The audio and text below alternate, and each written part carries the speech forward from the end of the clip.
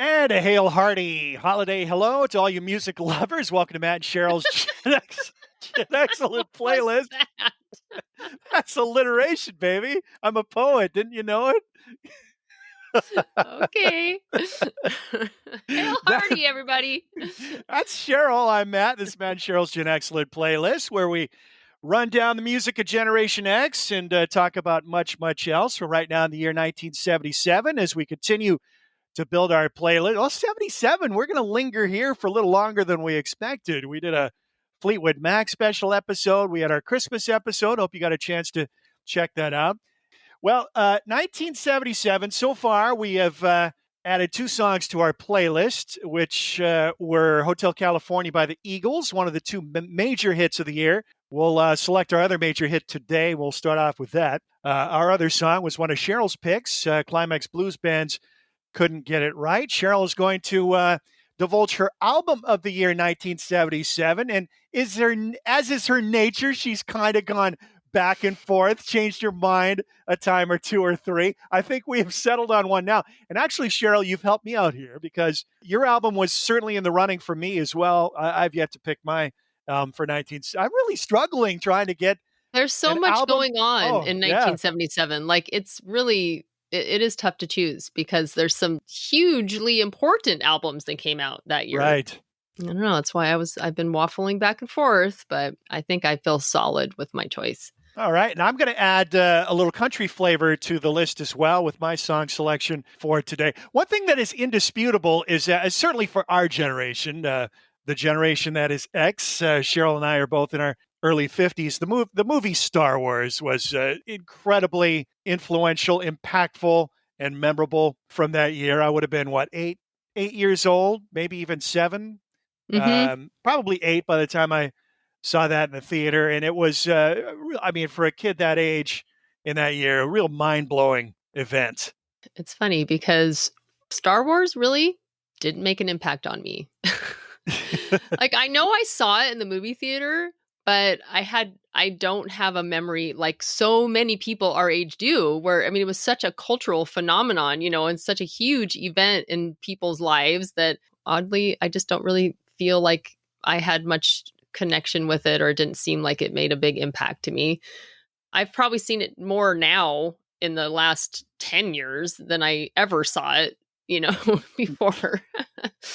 Although back then you go see a movie once in the movie theater and then that's pretty much it. It wouldn't be, there'd be the really hardcore people, but those people were kind of on the fringe, Yeah. like the person, like, I saw Star Wars 278 times. And, those people were like getting their names in the paper and stuff like that. It seems to me that was really the first movie that had people coming back time and time again to see it. Yeah, that's probably true. And I wouldn't even say it was really the hardcore sci-fi geeks. I think just a lot of normal people were just so knocked out by it. They wanted to see it several times, or they'd seen it and then they wanted to take somebody else to see it.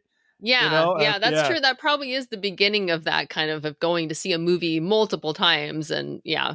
Well, it's certainly sound is a big part of that movie. The visual effects are what made it pretty memorable, but without the incredible sound effects, that movie is not nearly what it turned out to be. Not only the incredible music and score by John Williams, but the sound effects, the sound of the blasters, the electronic buzzing of the lightsabers, and kind of how that sound changes with the motion of the lightsaber. R2-D2's little Yep. and Yep. And then I think most of all, the TIE Fighter. What an iconic sound effect for the TIE Fighter. How does that sound? I can't even remember. I remember reading how they came up with. I cannot remember. I remember reading how they came up with that sound effect. It was like a combination of 2 or 3 different things, like some sound from the animal world and some sound that humans make, and then maybe a kitchen appliance all blended together to make this perfect sound that was so memorable. But I think we'll stay on the theme of futurism here with Star Wars for our next song. The artist is Donna Summer, who'd already established herself as a hit-making disco performer, but the song she released, or this particular song that she released in 1977, the year of Star Wars, really rewrote the book for not only disco, but dance music and pop music. Now, we've detailed in past episodes that in my childhood, big disco fan, and my favorite disco is the proto disco stuff with the big bands, the horns, the string Casey sections, and the multiple Sunshine guitars. Band and Right. yeah. MFSB, Mhm. Barry White's Mhm. orchestral work. What disco would become after disco allegedly died at the end of the 1970s is more like what Donna Summer is putting out here in 1977. And when you look at Donna Summer's music, it's not just about Donna Summer. It's really a three-headed beast with her producer-writer tandem, Giorgio Moroder and Pete Bellotte. Mhm. Oh yeah. I mean, they had just as big of a hand in her career. They were writing and guiding and producing and coming up with, basically a whole new sound that really didn't exist before them as far as in a mainstream music setting. So this is taking the opposite approach to the huge orchestral disco sounds that I love, and it's distilling it down pretty much not exclusively 100% just the machines, but the sound of it. Very robotic, metronomic, and almost completely produced by machines and synthesizers. The song is called I Feel Love. It was a hit in the United States, although not as big as a lot of her hits. I think it hit number 6 on the Billboard charts, but it was massive in a lot of the rest of the world. I think number 1 for a month in England, and far beyond its record sales at the time, its influence would be pervasive down the road. Mhm. In fact, I mean, they basically created this whole new subgenre of disco called high NRG. And one of the things that really kind of set that apart too, not only were they no longer using actual musicians, they're using all synthesizers, but it doesn't have that funky element. It kind of like takes away that funk and instead puts in the driving beat, and everything has to be over at least 130 BPMs. So it's fast and driving, four on the floor, really basic. And that's like the backbone of so many disco songs after that. Right. And the sound that we know now as being produced by digital sequencers, I don't think they quite arrived at that particular technology yet when they produced this record. They really relied on some technical help in the studio. Now, the Moroder Bellotte team, Bellotte was involved in coming up with song ideas, but he was primarily the lyrics guy. Moroder was the music guy, but they had a whole stable of studio musicians. And it's important to note this is coming out of Europe. Donna Summer is an American, born in Boston, raised in the church, pretty religious family. So as a youngster, would have been singing primarily gospel music. Discovered voice talent at an early age. Actually, was fronting a rock band in the late 60s in the Boston area called Crow. And just as they were on the verge of getting somewhere, they've been offered a record deal, but the record company really was interested in Donna, not so much the rest of the band. She's a very interesting woman, interesting character. Knew from a young age that she had this talent, and she believed from a young age that she was going to be famous, but really took kind of a circuitous route to that fame. She's getting these American record offers, but instead tries out for the cast of Hair. Now, we're talking about the late 60s now. Earns a part, but instead of being a part of the American production of the musical, she chose to sign on to the German company. Munich. So Hmm. moved to Munich, Germany, relocated there and stayed there for several years, became fluent in the language, and started establishing herself as a musician in Europe. And she got work on stage in other musicals after Hair. She started getting gigs as a session singer, a backup singer, and was discovered by Moroder and Bellotte, and they started using her on demo sessions. She put out a few records on the continent, had minor hits, I think, starting in the Netherlands and Belgium. One of Yeah, them, her first album. Yeah. yeah, one of them is interesting. You brought to my attention. Now, this can't. So she broke through in the States at the end of '75, going into '76, which is an interesting story we'll get to. But the year prior, in 1974, had her first really significant hit in Europe, and it's an odd one. It's so strange. Yeah. Yeah. It's called The Hostage. And interspersed in the song, there's like telephone calls from her husband who's being held hostage. And they're asking for a sum of money and to bring the money there, and it's just so bizarre. Yes. It's And then in the end, they kill him. it's over the top, kind of emotional plea. And my first thought was, this sounds like something that Meatloaf would have done on Bat Out of Hell. Yeah, it does. It has that very theatrical kind of back and forth, and it's definitely telling a story. And yeah, I agree. And there's a video they made for it that is just really odd, where it's basically just her acting out the song with these two guys these two older dudes just kind of poking around the room, not really doing anything. It was very strange. They don't seem to be that concerned about the fact that her husband's life is at risk here. They're just like, oh, hey, the phone's for you. Not nearly as concerned as she is at this point. So weird. But it was a hit in the Netherlands and like maybe in Germany, a couple other European countries. It actually did do well for her. So she's starting to establish a name and that theatrical persona, that's really where she's coming from at this point, having done these stage musicals. And her personality is really more of a lighthearted, comical type of persona. And that would soon change because she'd been knocking around a lyric idea, messing around with the structure of love and baby, and came up with this line, "Love to love you, baby," and kind of whispered in Moroder's ear in the studio one day, and then kind of the light bulb goes off in his head. Next thing you know, she's being summoned to the studio to sing on this track, and it's a very sexy performance, a lot of moaning and groaning going on. The song called "Love to Love You, Baby." She thought she was basically recording a demo for somebody else to sing, and drew upon her theatrical background, kind of summoned the spirit of the song. She said she was channeling Marilyn Monroe, kind of singing a sexy Monroe kind of way. And Donna Summer is a superlative vocal talent, the equal of any of the great, R&B singers of that era. But she's not singing, she's not belting this one. She's singing in a higher soprano register. They call it head singing as opposed to chest singing, where you're not really using the diaphragm so much. You're like projecting out so much. It's an interesting song too, the way it changes keys and it goes up and down. But the backing track, very mechanized. Moroder thought he had something here. He took it to the United States, got a copy to Neil Bogart at Casablanca Records. Now, they were putting out a lot of disco product this time. This is still early days of disco, too, 1975. He actually requested to Giorgio Moroder to recut the song in a lengthier version. Different stories as to what his motivation was for that. But so I think it was Time Magazine counted 22 separate orgasms heard on the extended version of "Love to Love You, Baby." But anyway, this is all happening without Summer's knowledge. The song ends up getting sold to Casablanca Records. Which is kind of weird, really. If you think about it, it's a little creepy. Yeah.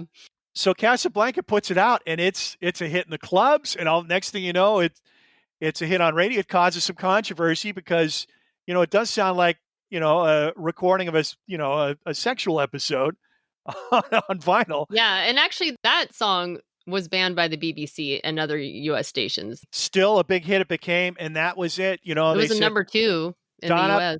Pack your bags. We need to buy some clothes. We need to get you to the United States. And then her career was off and rolling. So she ends up becoming this disco queen, putting out these songs that are often very sexual, kind of at odds with her personality, coming from a more conservative background. Although her personality is very layered and complex, never really felt comfortable in this role as this disco queen, this queen of sex persona. But she knew where her bread was buttered at the time and drew on her acting ability and she was basically playing a role. So now 1977 rolls around, and they've come up with this different track for her. Now, a lot of the disco songs she cut already were in that big disco mode with lots of flourishes, lots of different people playing on the record. Now you've got this stripped down mechanized track, which is "I Feel Love," but it's a very futuristic sound for 1977. Now, we'd heard synthesizers, and we've talked already many times about electronic keyboards coming in to pop music, certainly with Gary Wright and other things we've talked about before. But this is taking it to another level where it is pretty much all not 100%, but close to mechanized music, and really what dance music would become several years down the road once we got into the 80s. Yeah, basically a precursor to like EDM and house music. The impact of "I Feel Love" was huge, more in Europe than in the United States. And again, it was a top 10 hit for her, but not nearly as big as a lot of her other singles in this country. But the sound of that, very much ahead of its time, very futuristic, and they wouldn't really follow that thread. I mean, they would cut a few more, records in the same vein, heavily synthesized, but a lot of Donna Summer's music after "I Feel Love," despite that huge impact, would still be back to, kind of the traditional Yeah, disco that's sound. true. Yeah. Like on the radio, which came out, I think, in 80, that definitely My is more of a favorite. traditional. And that one has that too, where it starts out slow and it's kind of like a ballady, and then all of a sudden it kicks in with the do, do, do, and then it's got the really upbeat tempo, and then the rest of the song goes in like that. That seemed like a pattern that a lot of these Yeah. songs followed. Oh, she had a few like "Last Dance," kind of follow that Yeah, same huge kind hit of for thing. her. And these songs are also really long too, because they're playing them on the dance floor, and they want them just to go on and on, so people just keep dancing. And I mean, this was also a time where DJs were almost as important as the artists themselves, because they were stringing along songs together to create this whole atmosphere for a extended period of time while people are dancing to it. So they were like really instrumental. And Giorgio Moroder's sound and production touch would become a hot item for the rest of the decade. I mean, "Love to Love You Baby" was his really entry into the U.S. charts. He and People a Lot did have a big UK hit a few years before that kind of fit into the glam scene, but was Yeah. primarily keyboard based. Yeah, Chicory Tip had a hit with "Son of My Father," which is a really cool song. That song is familiar to me. Like, I've heard that song, and it's got this little like a synth intro to it, and it's in the glam vein, and it's almost like the Bay City Rollers meet a synthesizer. Yep. You definitely get the terrace chant vibe there. That's something that easily a whole pub could sing along to, or a bunch of soccer fans at the stadium could sing along to, or make up their own words to. Yeah, I know. Catchy And chorus. it's a cool song. Yeah, it's super catchy. That was his first hit.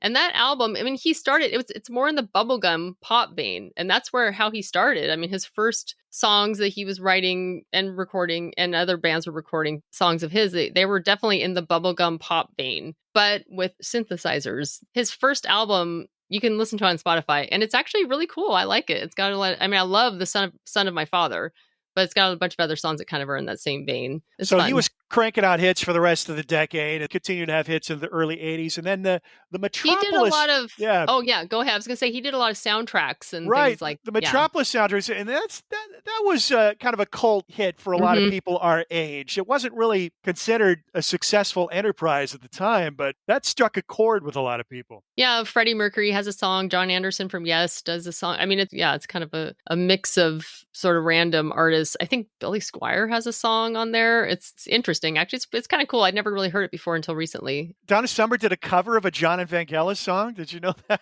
No, I didn't see that. State of Independence. Huh.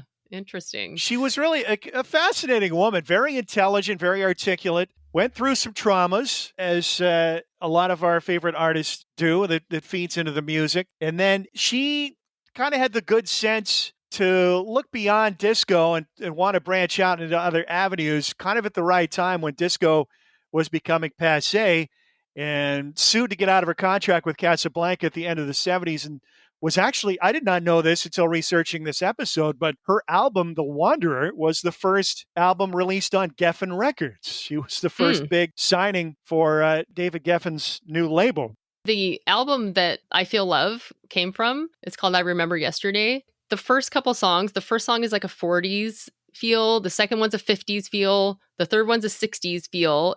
And she's kind of like all over the place on this album. It's not, and there are a handful of other tracks that are disco and definitely have similar sound as I Feel Love, but certainly not all in that vein. And she's showing her versatility as an artist, really a top tier vocalist with a lot of varied influences. I mean, she lists Mahalia Jackson, Aretha Franklin's influences, but also two of the biggest influences on her as a singer, Barbra Streisand and Judy Garland. So Hmm. That was obviously a labor of love, being able to tap into those older songbook styles. And then the whole idea behind that album, it's a concept, is they're doing the sounds of each decade, but then I Feel Love is the last track in the album, and that represents the future. And when they recorded the track, I don't think anybody expected that this was going to be some great hit. I think it was just really, it's just another album track, something to close No, the because record. Yeah. actually, when they first released it, it was the B-side to Can't We Just Sit Down and Talk It Over. That was the first single. I Feel Love was the B-side, and then it started making an impact, so they put it out as an A-side single. So I think that they didn't really have an idea that it was going to become as big as it did. Which is kind of hard to believe when you listen to it and compare it to, I mean, when you figure that came out in early 1977, I mean, nothing sounded like maybe Kraftwerk. And certainly they're drawing on that German influence. A lot of disco is drawing on American song forms. This is a very European sound on this record. It is, yeah. Really, I think she's been gone now for close to 10 years, died young, lung cancer, not a heavy smoker. She speculated that it was a result of being at Ground Zero during the 9/11 attacks. Her apartment was very close, and she speculates that she breathed in toxic fumes, although she had smoked in her earlier days. It wasn't like a lifelong habit. So she's been gone a while, and you tend to forget how big a star she was. I mean, she was huge. She was huge. Huge yeah. in the late 70s. If you look at her greatest hits, you know all of those songs. Yeah, yeah. And I know I kind of forgot too that she had so many hits. And how talented she was. Just an extraordinarily good singer and very influential on many who followed. You certainly see elements of Whitney Houston in some of the presentation. Yeah.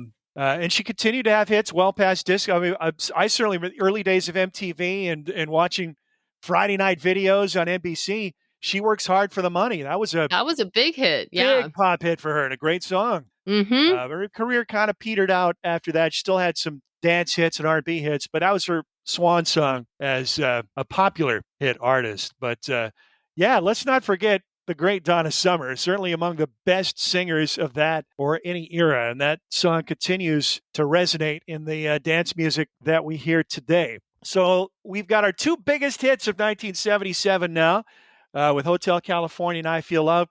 And Sheryl, while I still waffle around trying to find my album of 1977, the one you're going to present now was certainly a candidate for me and an album that I've really only come to fairly late in life, probably in the last, 5, 6 years, have listened to it quite a bit. Even though I first heard it back as a sophomore in college, didn't really draw me in at the time. I don't think I was ready for the vocals at that point. But now I see what all the fuss is about, and certainly one of the great influential albums in rock music in the 1970s, and that is Television's Marquee Moon from early 1977. Yeah. I would say that I probably discovered it in the 90s. I feel like it was one of those albums that made an impact right away. I was like, okay, yeah, this is really cool. And honestly, even if you've never listened to the whole album, but you've only heard the song Marquee Moon, just that in itself would make this an essential recording. And that song is like 10 minutes long, so it's a big chunk of the album. And but the rest of the album, hearing that song on the radio, well after I'd first been exposed to the record, but I was sitting in my car in a parking lot, and I don't know what radio station was playing it. It's rare that you hear that on the radio. Yeah. But I was just transfixed by it. This hypnotic long guitar solo, 10-minute track, that kind of forged a spot in my mind. It's okay, these guys are cool and something for further research, but that further research didn't come till years later. Much later. Yeah. Well, Television was part of the New York punk scene, the CBGBs, which I'm sure a lot of people have heard of, a legendary club in the Bowery district where Talking Heads, Blondie, the Ramones, important to know what New York was like during this period of time. If you're our age, when we were kids, you heard about big bad New York and scary New York. If you've been there in the last 25 years, you don't really experience it the same way that people did back in the 1970s. But that neighborhood in particular, very gritty back then. Yeah, for sure. And CBGBs, well, it stands for Country Bluegrass Blues. Yeah. Which Hilly Crystal, who started the club, was initially not intending this to become what it did. Street punk bands came and ended up taking it over. And Television actually was the first band that approached Hilly Crystal and said, hey, we're interested in playing here. So they sort of started that whole thing going. They were hugely influential in that sense. So initially, they started out as a band called the Neon Boys with Tom Verlaine, who's the lead singer guitarist, Richard Hell, who actually, he was the bass player, but he was not a musician. Like he was actually a writer, had sort of started like a fanzine kind of thing. And he was just one of those guys that picked up the bass and wasn't really very accomplished musician by any means. Whereas Tom Verlaine was. He had been playing for years and had really had a more studied guitar style. And then the drummer was Billy Fica. They went on as the Neon Boys for a little bit, changed their name to Television. So they actually were Television when Richard Hell was with them. And they added a second guitarist, Richard Lloyd, who was also more similar to Tom Verlaine. Like he was a schooled guitarist. I mean, he knew his stuff. So after a while, Richard Hell decided that he just didn't like the direction that they were going because they were not your typical punk band. Not at all. Like no. These guys were very adept and confident in their instruments and composing. And, Richard Hell was just like, he was a punk. Like, he was really the true punk. He was the one that Malcolm McLaren came to New York and saw him wearing ripped t-shirts with safety pins holding them together and his hair all crazy and wearing a t-shirt that says, please kill me on it with a bullseye in New York City. In these, that was dangerous at that time. Yeah, truly dangerous. We're not talking about just putting on a persona of like, hey, I'm a punker. No, this is like really... It was dangerous enough just to walk down the block to the store in those neighborhoods back then, but then to put yourself out there like that. Yeah. Anyway, Richard Hell really wasn't, he had known Tom Verlaine for years, like they went to school together. And he broke off on his own. He actually went and started another band called the Heartbreakers with Johnny Thunders from the New York Dolls. And they played in the New York scene for a long time. And then he went off on his own and started Richard Hell and the Voidoids, and they recorded an album called Blank Generation, which is a seminal punk album from that era that also totally needs to be listened to by everybody as well. But in a much different vein. So it's interesting when you see that versus where Television ended up going, because Blank Generation is just like, it's raw. It kind of is more like what you think of when you think of punk. So Television, after Richard Hell left, now it's Tom Verlaine, Richard Lloyd, Billy Fica, and they brought on Fred Smith, who used to be with Blondie, like an early incarnation of Blondie, on bass. Well, now all of a sudden they've got this really solid rhythm section. These guys, they've been playing for a long time. Oh, they could all play. Yeah. They could all play. So they basically started playing around like New York and gigging, they started gigging at CBGB's in 74. They were playing double bills with Patti Smith, which kind of also gives you a sense of where they were coming from, because they were more kind of in that vein of like Tom Verlaine's lyrics are very poetic and they fit well with Patti Smith. Like it makes sense that they would. I think they had some of the same influences in terms of like French symbolist poets and yes, and jazz. Drawing more on these 60s influences that were a little out of step with the times. Both Richard Lloyd and Tom Verlaine, they were really into jazz and like avant-garde music. A lot of these punk bands and bands in that, in New York, they were kind of coming from almost like the 50s, like the Ramones or 50s and 60s, like a 50s rock sound or like a surf sound or something like that. So it's much simpler. Right. Early 60s as opposed to Television drawing on some later 60s influences. Yeah. Yeah. I think it was Richard Lloyd he was like really into Jimi Hendrix and The Who and the Stones. And he actually went to Europe and was like kind of following them around and when they were touring and kind of getting in like backstage with these guys and like really getting to know them.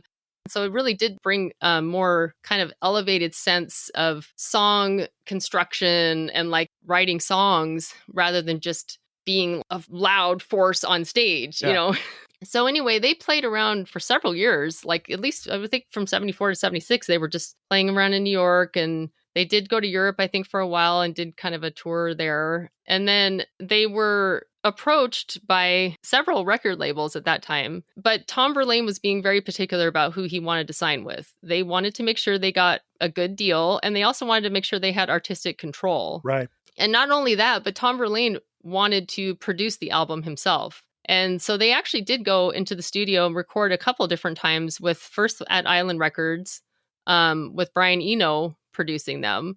And they recorded a few tracks that would end up, not those particular recordings, but songs that would end up on Marquee Moon. They didn't like the sound that Eno was getting from them. They just felt like it wasn't really what they were going for. And they eventually signed with Elektra. And at this point, they had really rehearsed these songs a lot. Yeah. So when they went into the studio, they were able to do a lot of these songs on one take. And live in studio, right? Yeah. Live in studio, one take. And actually, it's interesting because Marquee Moon, which, like I said, is like a 10-minute long song, and it has kind of this jam sort of feel to it at certain points. Although it feels very written though. Like it doesn't have that sense of like a jam song where it just could go anywhere. It does seem like it's very like the Hotel California guitar solo at the end. It's all very composed. It's very composed. And actually, Richard Lloyd at that point had been notating his guitar solos, meaning that he would also be playing them the same every time, and so, but anyway, when they were recording Marquee Moon, they recorded one take, and I forget who the other producer was, but anyway, they were like, okay, Andy Johns. Yes, that's right. Yeah. Andy Johns is the other producer who we talked about in the Eagles episode. Yep, he's Glenn Johns' brother. Right. So he was the engineer in the studio. And so he's like, okay, let's try another take. And Tom Verlaine was like, no, that's it. We got it. And Billy Fica, the drummer, he thought the whole time they were recording that was just like a practice, So it's like, oh, okay, I guess this is the song. Shows how good a drummer he is. Excellent drummer. Yeah. Yeah. So it was a one take, 10-minute song that is perfect, really. Like it doesn't need to be done. And Tom Verlaine was right. He's like, nope, that's it. We got it. They did eventually record another take, and if you get the remastered version of the album on CD, it'll have both of those on there. There's not a great difference between the two. So Television, it's considered coming out of this punk scene, but really Marquee Moon, considered by many to be the first so-called post-punk record, even though it hit store shelves long before the Sex Pistols only album did. It really has more of the post-punk sound, which is bringing in other influence. It's got a very progressive feel to it. As you mentioned, two accomplished guitars, and the interplay between the two guitars is very interesting. It's dual lead guitars, once again, like we talked about with Thin Lizzy. It's not traditional lead and rhythm. They do traditional lead and rhythm patterns, but they will switch back and forth, where Verlaine might be playing lead and Lloyd rhythm, then he'll go back and do it the opposite way. So it's constantly shifting. But these intricate guitar parts, solid rhythmic backing, Billy Fica coming out of a jazz background, really solid drummer. And then the sound of the record, not just what's being played, but the way it was recorded really made it stand out. And that was really Tom Verlaine's goal all along, and why they took so long to get a record deal, is they really were very particular about how they wanted this album to sound. Now they bring in Andy Johns, who's worked on these huge rock records like Led Zeppelin, but, it's like, we're not doing that. We're not it's going to be a dry sound. We don't want a bunch of effects on it. And that's what really makes it stand out for 1977. It's a great sounding record, but it's a very dry recording. Not a lot of reverb or echo or effects on the guitars or the vocals. It's in your face. It sounds amazing. It's beautifully played, and the songs are memorable. Of course, Marquee Moon, a beautiful piece of 10 minutes long. My favorite track would be the lead track, See No Evil. I think one of the greatest songs to come out of that era. That's a little more up-tempo, kind of traditional rock backing to it. But really cool drums, really cool like drum patterns. And the interweaving guitars there at the big, that guitar pattern is so great. And that's really one of the things that makes them so unique, is like the two guitars kind of like jigsaw piecing together and playing off each other. And then you also have Tom Verlaine's vocals, which are very emotional and like, I don't even know, how do you describe it? Like an aching almost when he's singing. It's almost it sounds painful sometimes. And not a traditional good vocalist, very nasal, not a lot of range, not always on key. They were a hit and miss proposition live. When they were on, they were incredible, but they had a lot of off nights. And like his I said, vocals actually remind me a lot of Patti Smith's. Sometimes it's not like he's even singing; it's more like he's like reciting, again, not like a traditional good singer. Poem. And when I first heard Television Marquee Moon, I was not ready at that point. The vocals put me off, but like I said, hooked in by the incredible guitar work on Marquee Moon. And then I picked up the CD probably 9 years ago, got around to listening to it pretty heavily, in the last 3-4 years. And now it's definitely one of my favorite, maybe my favorite album of 1977 too. Certainly up there. No question. Well, from that year, especially in that genre, you've got like several important albums that came out. I mean, the Sex Pistols album came out in 77, the Clash first album, Wire, Pink Flag, Damn, the damn, damn. Damned's first Yep. album, yeah, Buzzcocks, the Jam. The Saints. So, yeah. So going through and looking at all those and like, let's see because we could have picked any of those really. But I think I still might. You might. That's true. You haven't picked yours yet. But the thing Saints about Marquee album is Moon, definitely in the running. Definitely. Yeah, I know that's a big one for you. But Marquee Moon is definitely one of those albums that I go back to and listen to more than any of those others that I just mentioned because it's so deep. Every song on that album is great. The lyrics are great. Some songs are amazing. Yeah. The lyrics are great. And really, I love that kind of dissonant guitar. Like that's one of my favorite things. And they sort of started that. And that was sort of what went on with the post-punk movement after them that they really influenced was that kind of crunchy, dissonant guitar, that angular guitar sound. And there's actually a lot of, apparently The Edge was like very influenced by Tom Verlaine and Richard Lloyd. I think he had a comment about trying to get their sound just by himself using effects and echo. Mm-hmm. Yeah. And also like REM, Joy Division, lots of bands will name check Television. The list is endless. Mm-hmm. And the album still sounds modern today. I mean, it does not sound dated at all. It does, exactly. Yeah, which is why I think it really stands way ahead and above all those other seminal punk albums, from that year. And it's a sound that, when, everybody's trying to write the obituary for rock and roll music, but then there's these resurgences every few years, the garage rock revival, early 2000s, a band like the Strokes drawing very heavily on that sound. Certainly. Yes. Television and Wire, probably the two biggest influences on their sound. Wire, another album, Pink Flag, certainly in the running for 77. That could be in the running for your favorite, right? Yep. And another one that sounds very fresh today because of the way it was recorded. True. Doesn't date it. So that's Cheryl's pick. I'm still working on mine. We started the episode talking about Star Wars and futurism leading into Donna Summer. Well, the number 2 movie of 1977 was an entirely different proposition. That was Smokey and the Bandit, kind of a Southern comedy road tale starring Burt Reynolds and Sally Field. Huge hit. And that ties into my song selection for 1977 because in that movie, you had the great song Eastbound and Down performed by Jerry Reed, who was a rock and roll country performer, an amazing guitarist, Jerry Reed. So they got a musician to play his buddy in the movie, the Snowman. That was not Burt Reynolds' first choice. He wanted Merle Haggard to play that part. But apparently, Merle and Burt appeared at a special that was produced at a prison in Leavenworth, Kansas. And Burt's behavior on stage kind of turned Merle off. And if you know anything about Merle Haggard, and we'll explain his background here, you don't want to get on Merle's bad side. Had he ever done any acting before?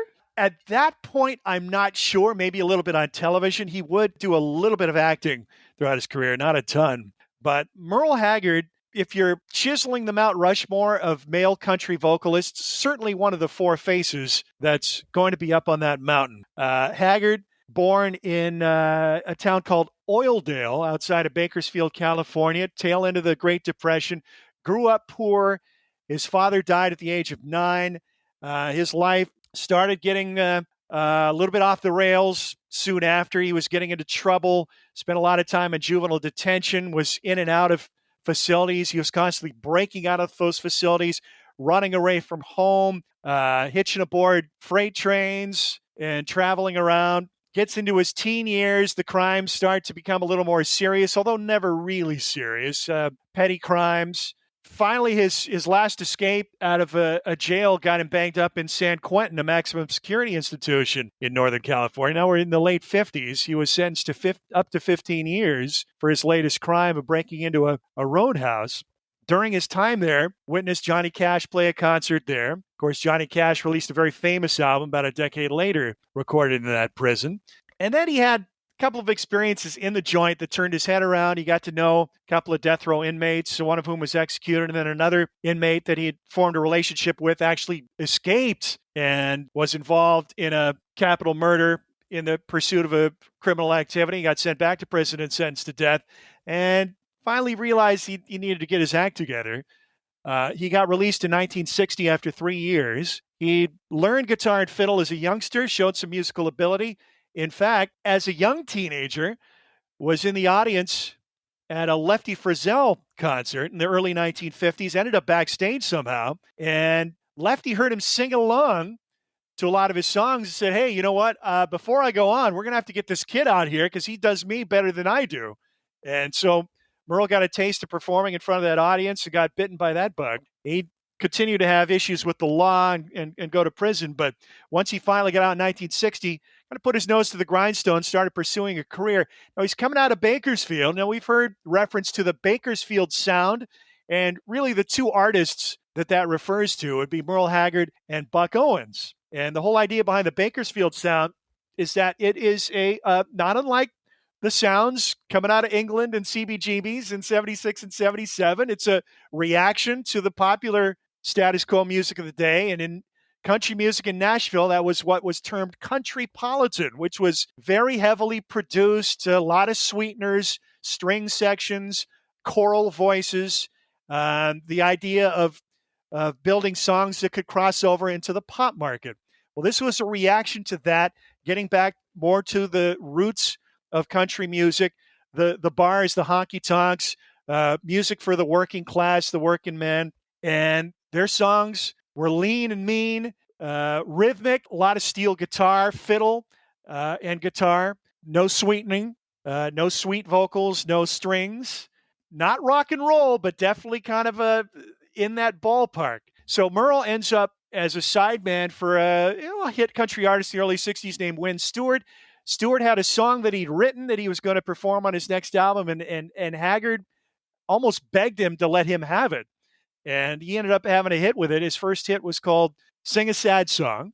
That came out in 64, I think made the top 20. And then the following year, he's recording for a small label at this point and has an even bigger hit called My Friends Are Gonna Be Strangers.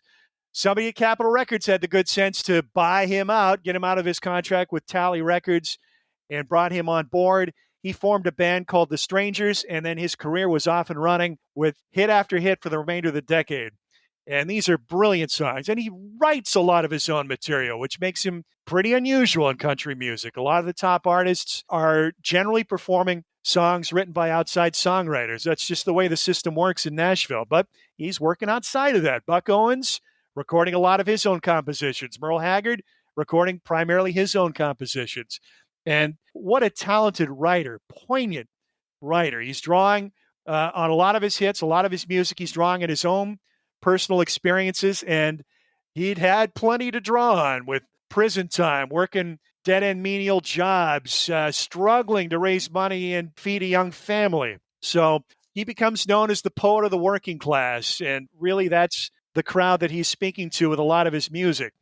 He gained more notoriety in 1969 with the release of what would be his biggest hit to that point, called Okie from Muskogee, which was a song that appeared to be poking fun at the hippies and embracing a more traditional heartland lifestyle. Although there's many different interpretations of that song, and Merle has been he's no longer with us, but over the years he would kind of change his tune on that song more than once, where they said it was just goofing around.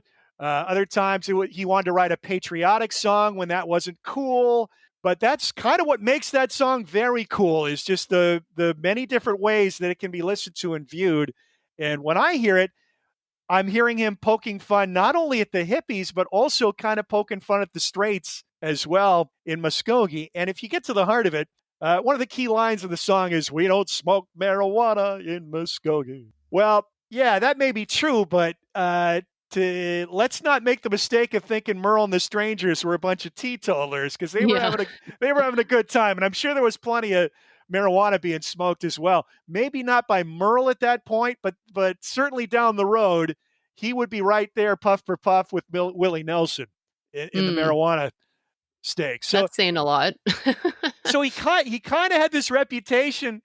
He was really adopted by right wingers for songs like that. And then the follow up was an even stronger excoriation of Vietnam War era protesters called "The Fight Inside of Me," and that sounded pretty sincere when you listen to it. It sounded like an angry man. But he pivoted away from that. He was very coy with his politics. I think the key song when you're thinking about Merle Haggard's politics and his worldview is called "My Own Kind of Hat." I wear my own kind of hat. He's got his own view on things, and it's not necessarily going to match the leftist view or the right view or the center view. He's his own man. He's his own man, yeah. So he has this string of hits for Capitol Records stretching into the 1970s, and then mid-decade makes a move to MCA, not because he was dissatisfied or anything, but MCA just offered him more green. His first album for the label came out in 1977. It's called Ramblin Fever, and my song for 77 is the title track. At this point, Merle is showing signs of influence from the Southern rock movement, bands like Leonard Skinner, Molly Hatchet, Charlie Daniels Band and their ilk. Also, Waylon Jennings, who really had this great driving beat behind a lot of his music in the mid-1970s. Are You Sure Hank Done It This Way?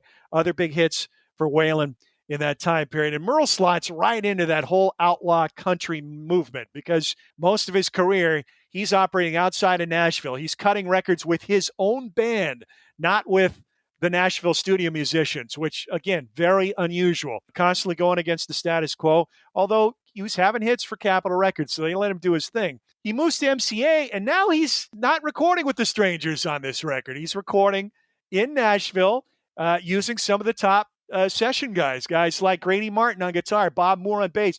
These guys played on so many hit country records, they would make anybody from the Wrecking Crew blush with their statistics. The song is fairly basic in its theme. It's about the lure of the road, about restlessness, about the life of a touring musician. It's drawing from his life. You look at Merle's personal life, key line of the song, "I won't let no woman tie me down." Well, Merle was married 5 times in his life, so clearly he didn't let too many women tie him down. He toured relentlessly throughout his career, even after he was a big enough star where he didn't have to do that. That's just the life that he chose. That's where he felt at home. Like Willie Nelson, like Bob Dylan, like many others, he had a troubadour mentality, and this song kind of details that.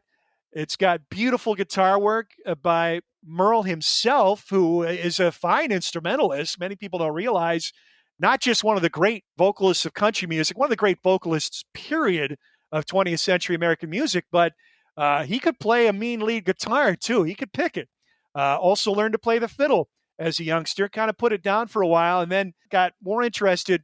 Western swing was always a big influence on his music, Bob Wills in particular, and he recorded a tribute album to Bob Wills. It was a big hit in the early 70s, so he started getting real good on that fiddle as well. And there's plenty of live concert material available on YouTube to see Merle in his natural habitat playing with the Strangers. So not only is this guy an exquisite vocalist, a poignant, beautiful, incisive writer with an incredible way for words, he's amazing. You want to talk about gravitas? This guy has swagger emanating from every pore in his body on stage. He is a note-perfect singer, and he's a great band leader. And the band, The Strangers, they started out taut, lean, and mean in those mid-'60s records. By the mid-'70s, this had expanded into a big band. So he's got multiple guitars, 3 fiddle players, steel guitar, horn section, piano, you name it. And in a Merle Haggard concert, they're all going to get multiple opportunities to shine and get solo showcases. It's fun music live. He always was a great live entertainer. And Ramblin Fever, maybe not my favorite Merle song over. It's pretty hard because he's got a ton of amazing songs over the course of a decades-long career. If I were forced to pick one Merle Haggard song, I'd probably go with Mama Tried from 1968, but I just think it's a note-perfect record. But Ramblin' Fever is a record that I could certainly identify with. It's an incredible vocal performance. As a sportscaster and a broadcaster by trade, I'm obsessed with voices. Merle, I love to sing, as you may have noticed on some of our prior episodes. I don't hesitate to bring in a song. Yeah, and you have a good voice. Well, see, here's the point I'm trying to make. I don't have a naturally good voice. I got to work to get my voice to work the way I want it to. And a good example, if I feel my voice is ready for a game broadcast, meaning I've got the range I want it to have, particularly in the lower register, which is important, I think, in sports broadcasting, I'll try and tackle a Merle Haggard song like Ramblin Fever, where the beginning part of that, not for the faint of heart. If you can, because it starts out, it's the great start to that song. My hat don't hang on the same nail too long. My ears can't stand to hear the same old song. And I don't leave the highway long enough. And I can't hit that note today, so I'm not going to try it. But the next line is to get bogged down in the mud. So he's at a fairly high register, and he goes, to get bogged down, and he gets down in that mud, Down in the mud. deep into that mud. He's got a little waver in his voice, a little melisma. It's brilliant singing, and there's very few vocalists that could pull that off like Merle Haggard, but just an incredible voice that he had, just this smooth, very at ease, confident singing style. Yet at the same time, if you look at live clips of him, especially from the early days, when he's first started to hit it big on TV, remember, he's only a few years removed from being a recidivist criminal banged up in San Quentin for up to 15 years. So, and he didn't divulge his background right away after he became a hit artist. He was very reluctant to do that. He was very concerned about what that would do to his career. And I think Johnny Cash was the one who kind of pushed him to, no, man, you don't get it. Hey, you're the real deal. And the more folks know about who you are, the more they're going to respect you. And boy, was that ever true. Because Merle Haggard is, to me, the epitome of what country music is all about. It's about rural people, working class people, the downtrodden, the downhearted, struggle, strife. And Merle experienced that all in spades, and it all came out in his incredible art and music. And Ramblin' Man, one of my favorite expressions. It's not the prison songs. It's not the poverty songs. This is the touring musician, the life I've chosen, the life I've loved. And if you're a woman and you're going to be in my world, you got to accept that. You got no other choice.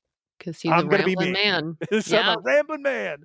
That was a later hit for him, right? In fact, that's at a point in time. He'd had, toward the tail end of his run at Capitol, he was just having one number one hit after another throughout the 70s. One of the greatest was end of 73, If We Make It Through December, which is a very poignant song about Christmas time and the struggle of a family trying to create a Christmas for their children when they don't have the means. Got laid off down at the factory, and their timing's not the greatest in the world. He just had that incredible feel for that one has some current artists. Phoebe Bridgers did a cover of that one. And maybe a couple others too. Yeah. Well, there's been countless covers. A lot of people probably, but more recent, And you hear a lot of contemporary country, and Merle's name is always getting dropped. Yeah, we respect the roots of country. Well, Merle Haggard certainly didn't respect a lot of contemporary country. He had no truck with most of these newfangled Nashville artists, and he was not shy about expressing his opinion that they did not represent country at all to him. And my feeling on a lot of contemporary country, if I turn on a country station, I'll tend to leave it there because the songs aren't objectionable. They're all professionally produced. They're all well played, well sung, usually cleverly written, but they're just very samey. And there's very few risks taken. They all sound like they're cranked out at the same factory. Not a lot of originality. When a great country artist does come along that really gets to the soul of what that music's about, they really stand out. And I just don't hear a lot of that these days, sadly. Even just in the vocal sound, it's so similar, but yeah, I agree. And I really haven't gone back and listened to those foundational artists. And I think, you're convincing me to do that. And I think I will get there. I'll get there. I would say this. So it really wasn't until my mid-20s on a cross-country drive, I picked up a classic country station somewhere in Kansas, and I heard two songs back-to-back that just blew my head wide open. And they were Dave Dudley's 6 Days on the Road and Buck Owens and his Buckaroos during I've Got a Tiger by the Tail. And I heard those songs play back-to-back, and it was just an epiphanic moment on the road. It's like, where has this been all my life? This is what country music is right here. And I'm still very early in my education and discovery, a lot of classic country music. Now, I collect a lot of compilation series, and I've accumulated quite a few. Time Life did the Country USA series with a disc for each year, I think from 54 to 72. Collect those. Then there was the classic country later Time Life series. A lot of them came on double discs. And then contemporary country, which was focused mainly on the country music from the mid-70s to the late 80s, with one CD covering 90s country music. I've got almost that entire series. I think that's the first time I heard Ramblin Fever on one of the Time Life contemporary country series. And then from there, discovering Merle Haggard's catalog from a series of compilations. And then the box set that came out in the mid-90s called Down Every Road, 4-disc box set. I've been playing a lot of that lately. So there you go. We've got a couple of new additions to the playlist this week. Donna Summer's I Feel Love, one of the two biggest hits of 1977. Our first country addition to the playlist, Merle Haggard's Ramblin Fever. And Sheryl's album of the year, Marquee Moon by Television. So we got several songs to add to our playlist before we get out of 1977. I got 3 or 4 to go. I've got another big hit that I'm going to choose from that year. It's kind of straddling the disco and funk realm. I've got another song that's kind of straddling the rock and punk realms. I got to figure out one more song and an album. And Sheryl, you got some great songs to add before you're through too. I know I have at least one more big hit picked. The rest of them I still have to figure out. All right. We will continue to do that until we next meet again. I'm Matt. I'm Sheryl. And this is Matt and Sheryl's Gen Excellent Playlist. Happy holidays, everybody.